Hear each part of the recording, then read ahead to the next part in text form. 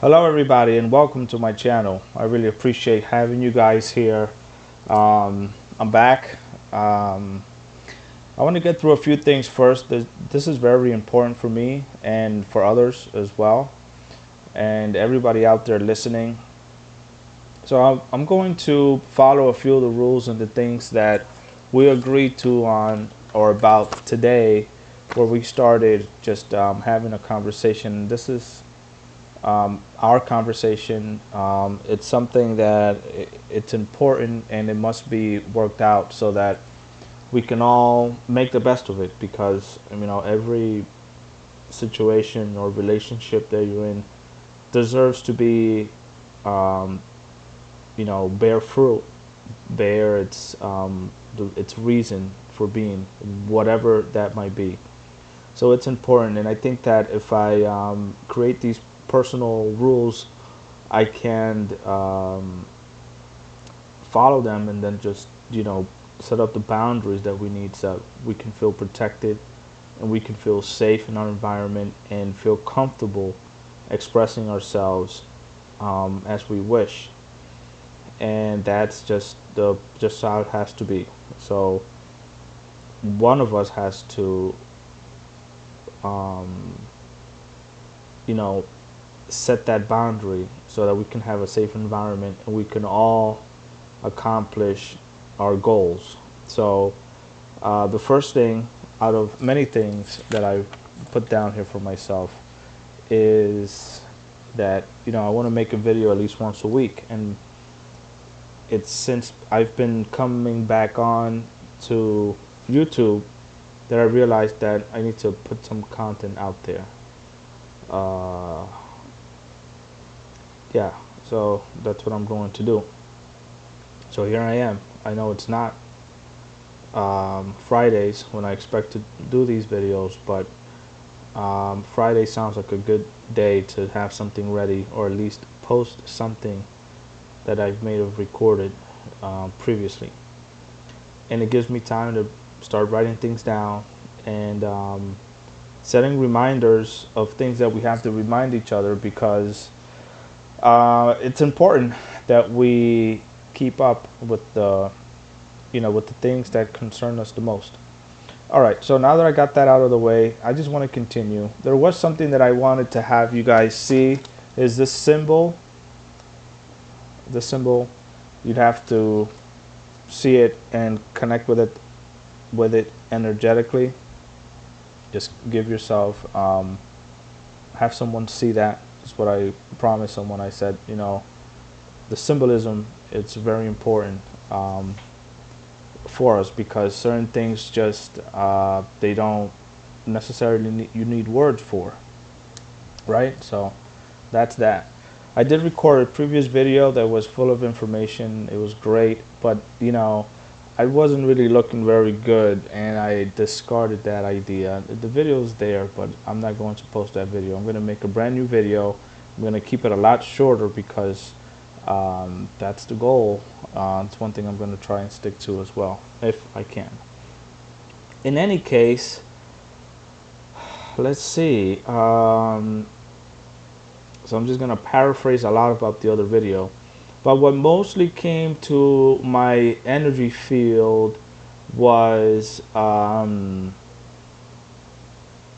the Orion group, and how they're going to transfer over the continuation of the evolution of the planet to the Pleiadians, and they're the ones that are advancing then the process of evolution for this planet, right? Because it's going to take time to be a galactic society.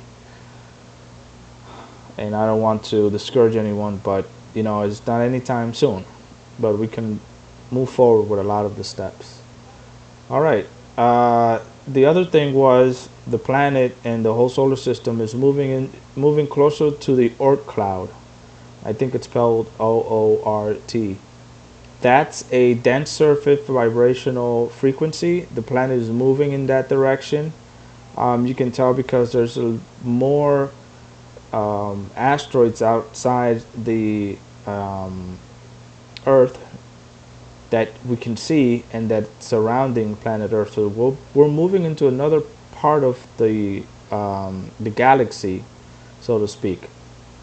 Our constellation, our ecosystem of our sun and the surrounding planets as a unit, it's moving towards a different part of the galaxy. So we're moving into this Oort cloud, and that it's a fifth dimensional space, which brings me back to the Anunnaki. So the Anunnaki, the good ones, because now there's differentiation between good and bad. They build pyramids all around the planet. So if you look around Russia, if you look at Japan, if you look at any other place that I can remember, they look like mounds. There's an underwater Japanese city, Japanese, very popular. You might have heard of that. Underwater Japanese pyramid that it's known to have been above water at some point. So these pyramids created an energetic grid, and the obvious Egypt one, of course. These created an energetic grid that held the frequency of the planet at certain vibration so that you can live in a fifth dimensional environment. Then they were destroyed or taken down or deactivated in one way or another, where now we are not in that frequency. But the planet itself could have kept that frequency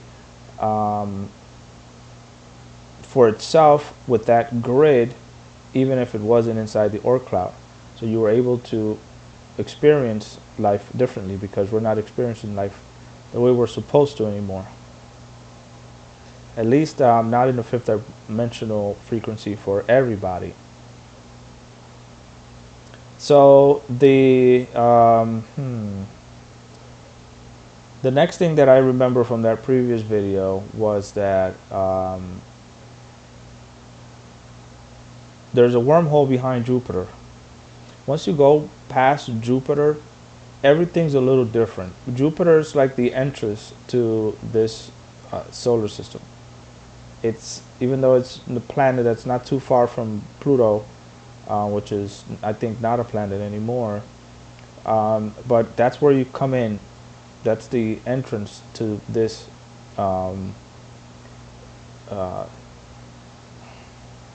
solar system, right? So you come in and out through there. So if you were to go out through there, then that's also a way for you to go to, let's say, the Pleiades, or if you wanted to go to any other place, that's the entrance. That's the entrance, the arc entrance to this solar system, to Earth or any other planet you may want to visit. So there's something behind there. It looks like a spiral, and you'd have to know how to find it. You could probably go in it, but you'd have to know where to look and where to find it. All right, so that was that part of what I'm remembering for you guys, and it's just because I don't want to, if I let it go, I might not even do this tomorrow or the day after. It's as I promised that I'll do one a week to, build this trust between us. I think it's important, it's worth following, and this is a good way for us to communicate. If you can, say a few words, continue the Q&A, and let yourself be heard, so that we're not just, thinking about having a great time or talking, and really, me giving you the information that I believe is important, but nevertheless, hearing from you and answering your questions is very important to me.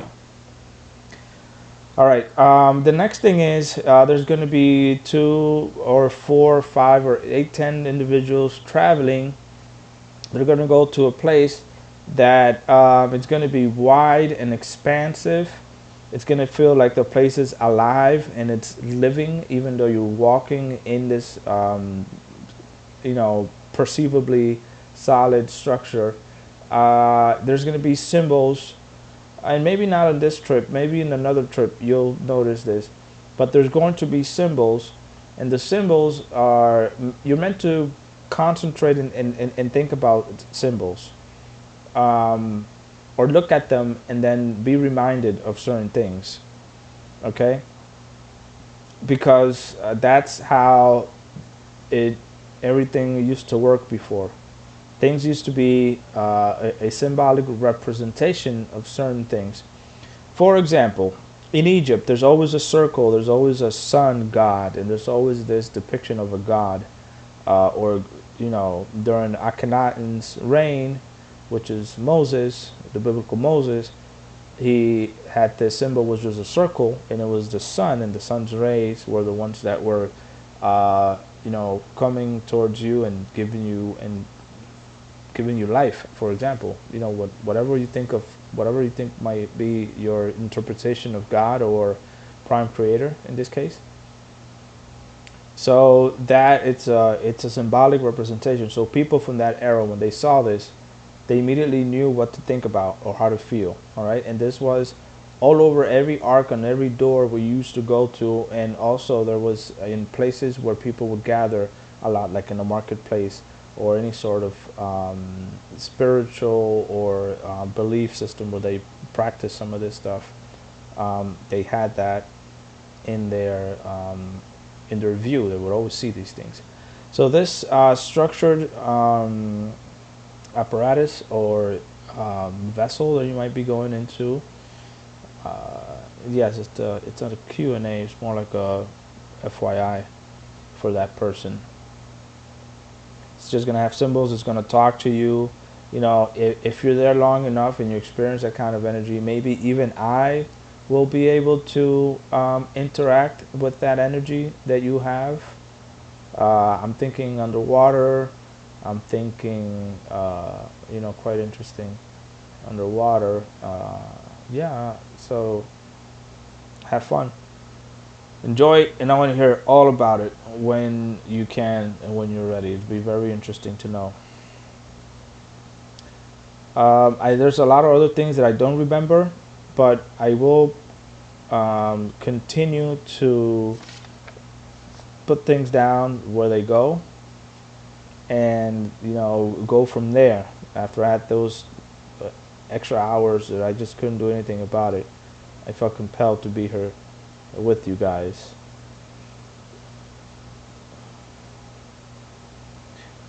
I can't talk about UAPs. And what would you think about a UAP? I have a UAP story, and it's very personal to me. And it's kind of like the only one well, it's not really the only one I have, because I mean, it's nuts. But I was driving down the highway, and I looked, in front of me, and I could see that the highway, was making a turn. They were, there was a huge curve coming up that I could see from far away. As I was looking at this, just to, because it was in your field of view, that's all I could just see ahead of me. It wasn't flat. What I'm saying is that I can see that at some point it would just swerve in one direction. And because I was looking ahead further out than I wasn't looking at the windshield wipers, if you know what I mean. I was looking further away, outside of myself, outside of my, at a distance. And at a distance, then I saw this flashing light, like if someone would flash a flashlight on and off, on and off. And I saw that, and I mean, it couldn't have been more than maybe 4 p.m. So it wasn't dark, but it was bright enough that it flashed, and then it flashed. And the flash, it wasn't an airplane, because you can, you would know that every 5 seconds you'd see a flash. But this flash was random enough that I knew it wasn't an airplane. Then I saw it, and I saw it, and I saw it. I remember pulling the window out of my car and pointing with my fingers, because there are cars behind me, and I wanted them to see that too. I don't know if they did, or even if anyone could. I've seen the cigar-shaped ones as well. It was just hovering. It was just hovering, and the kind of metal that they have, it's like aluminum. It reflects very much against the sun, so it's like wrapped in aluminum, if you want to picture that, and it reflects the sun a lot. So it's nuts how that's happened. Um, well, that's pretty much it. Oh, mm, okay, yeah. So that was another story that we had that I mentioned in my other video. That was it was me, and it's funny because there are parallel dimensions. You can talk to your future self, so to speak. My future self, in the past few times that I've spoken um, with me, my future self, okay, was that everything was going to be all right, pretty much, personally, because of the things that I'm going through, and everybody's going through something, so it doesn't really matter so much. Anyway, so yeah, it was me, and it was saying that to myself. Everything was going to work out just fine, right? So we're heading in that direction now. The next thing was or is the future city that I saw. So time is only linear here on Earth, right? There's been times where I would maybe just sit and watch TV, and I'd space out, and I'd go on board the ship, and I have a whole, you know, itinerary that I do on the ship. And when I come out of my, you know, mild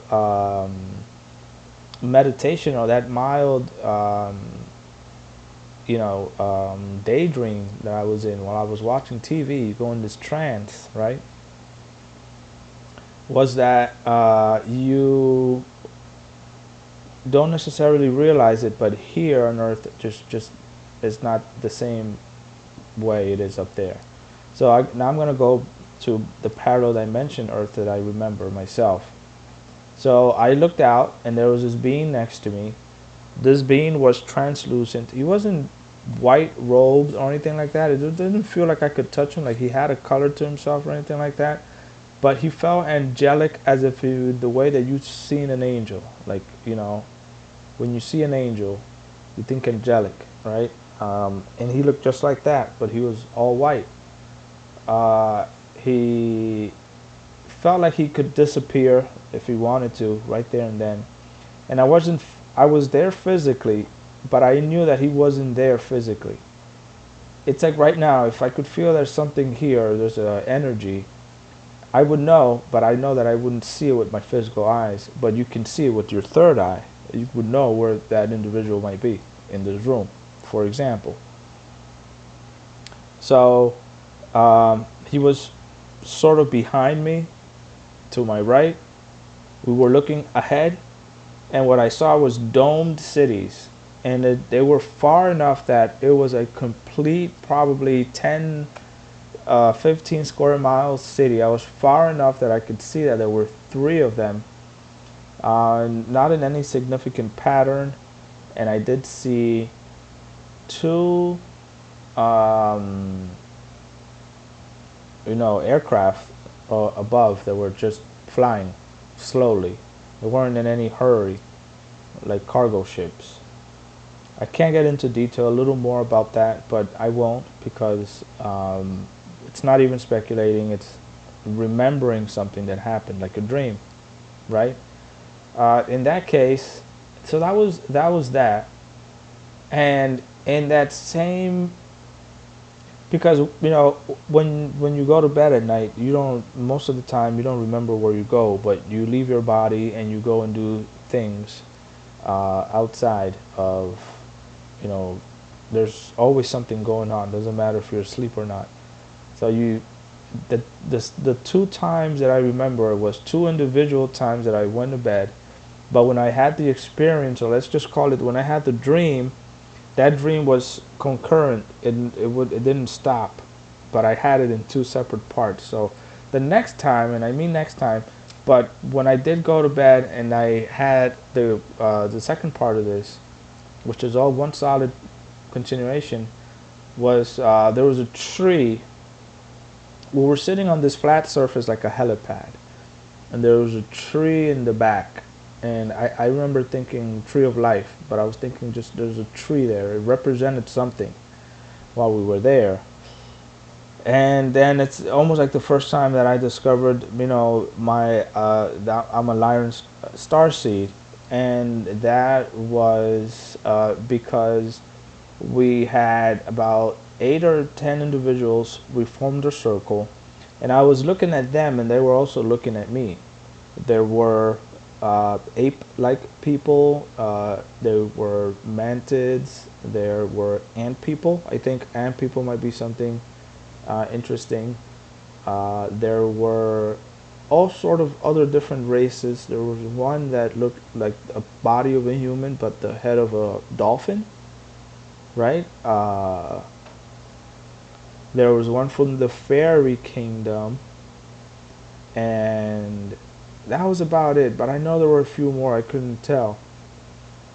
And then I remember that I wanted to see how I looked because I was looking at them, and I was able to have an out of body experience then where I came out and then I just looked at myself, and what I saw was the head, a lion man, myself, but mostly my face because I wanted to see how I looked, and then that just happened, right? Um, so I saw myself then, and that was my experience, which is very, very, very interesting. And just I thought that I might just mention it to you because just hearing things like these, it wakes you up. It activates something inside you when you're listening or when you're watching this. There's something about you that's just it's gonna click, and you'll go. It's like a snowball effect for me. When I first woke up, I always thought it was so weird waking up knowing that there's something more, that it just wasn't you waking up and going to school in the morning. There was always this hovering, nagging cloud of uncertainty because when you're on Earth, you're trying to figure it out. You're trying to make things work. You're looking for, what I was looking was for like a pattern, a blueprint to how to navigate this third dimensional space, because I always knew that there was a little extra, there was just something that was a little more, that it wasn't ever explained, or it just never went that way. It was what you were told, and it was more than just what you were told. You couldn't be too curious about certain things. Like when they used to teach history and they used to talk about the Sumerians and this and that, it's almost like they were skirting around the idea of giants and Anunnaki, but they were putting you in a path of just this is it, and just there isn't any more after that. So when you listen and when you're paying attention, when you're just listening to all this weird stuff that I'm saying or that I'm hearing, or when I look at a video and I'm thinking about it, you're wondering, and you're just accept it. And most of the things I just accept, and then you have your own experience, because it's the best way to go about and to grow and learn, which I think it's also important. I'm going to let you guys go. I'm happy that I made this video. It's just really a duplicate of what I could remember from my other video that was actually a whole longer and maybe not so much better, because I told you everything you needed to know. Just make sure whoever needs to sees this, because it's an important way of waking up. And yeah, I'm really sorry for those lives that were lost in that submarine, especially that special CEO that I read and heard so much about, right? So I hope you guys have a good rest of your evening, and I will see you soon. Take care.